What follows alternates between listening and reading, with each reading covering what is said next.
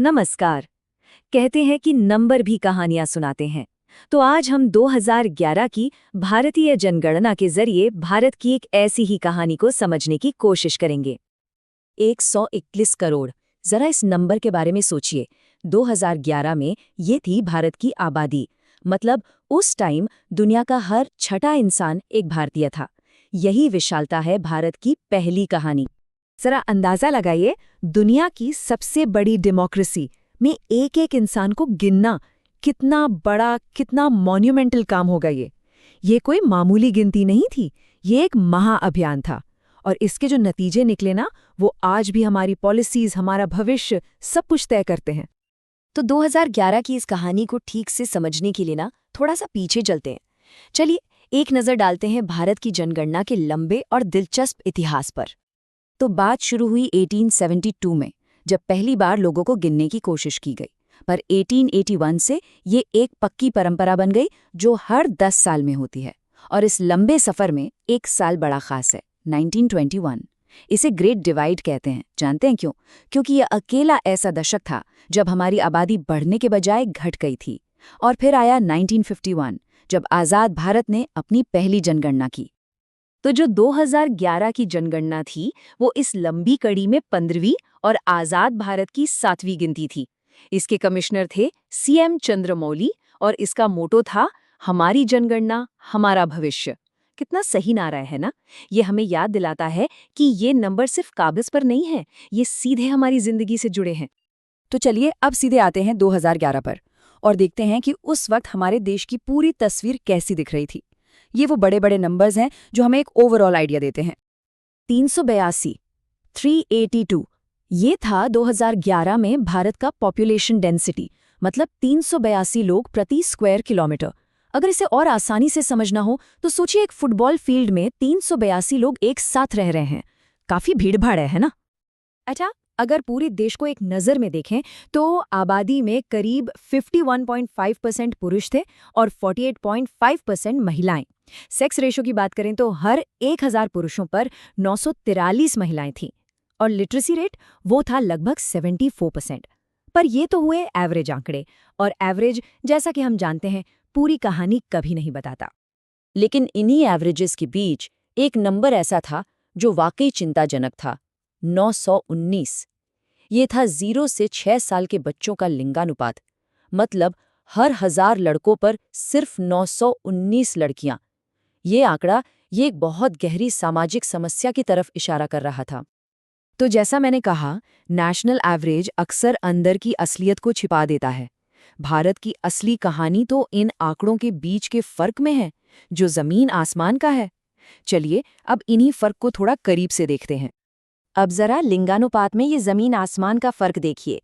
एक तरफ है केरला, जहां हर 1000 पुरुषों पर 1084 महिलाएं हैं, नेशनल एवरेज से कहीं ज्यादा। और फिर दूसरी तरफ है दमन और दीव, जहां ये आंकड़ा गिरकर सिर्फ 618 पर आ जाता है।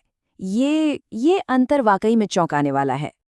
तो सवाल ये उठता है कि आखिर इतना बड़ा फर्क क्यों है?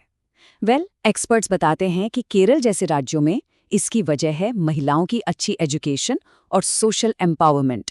वहीं दूसरी ओर दमन जैसी जगहों पर, जहां रेशियो इतना कम है, उसके पीछे पितृसत्ता वाली सोच और सबसे खतरनाक लिंग चयन के लिए टेक्नोलॉजी का गलत इस्तेमाल, ये बड़े कारण माने जाते हैं। अच्छा, आगे बढ़ने से पहले एक चीज क्लियर कर लेते हैं। जनगणना में साक्षर या लिटरेट का मतलब क्या होता है?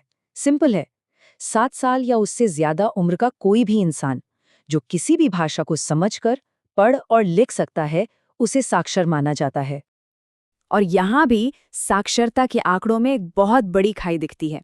एक तरफ टॉप पर था केरल, 94% लिटरेसी के साथ, और दूसरे छोर पर बिहार, जहां ये रेट सिर्फ 61.8% था।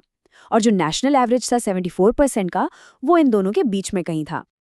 और इस लिटरेसी के नंबर के अंदर भी एक और कहानी छिपी हुई है, वो है पुरुषों और महिलाओं के बीच का गैप। पुरुषों का लिटरेसी रेट था 82% से भी ज्यादा, जबकि महिलाओं का सिर्फ 65.5%।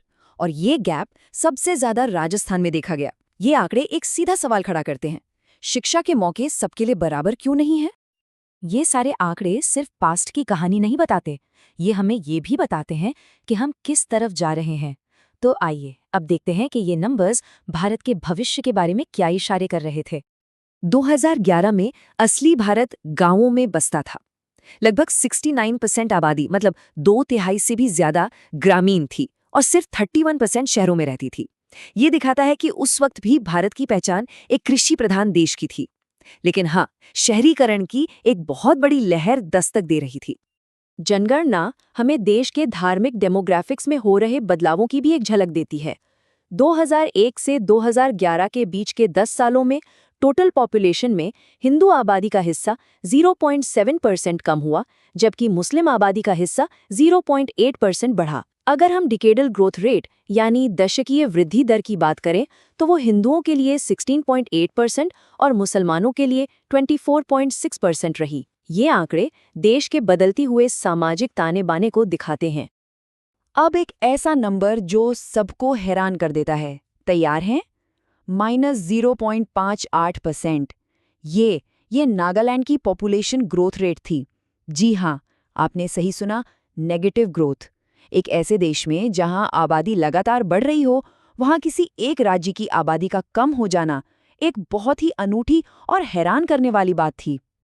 और यहीं पर हमें 2011 की जनगणना का वो नारा फिर से याद आता है, हमारी जनगणना हमारा भविष्य।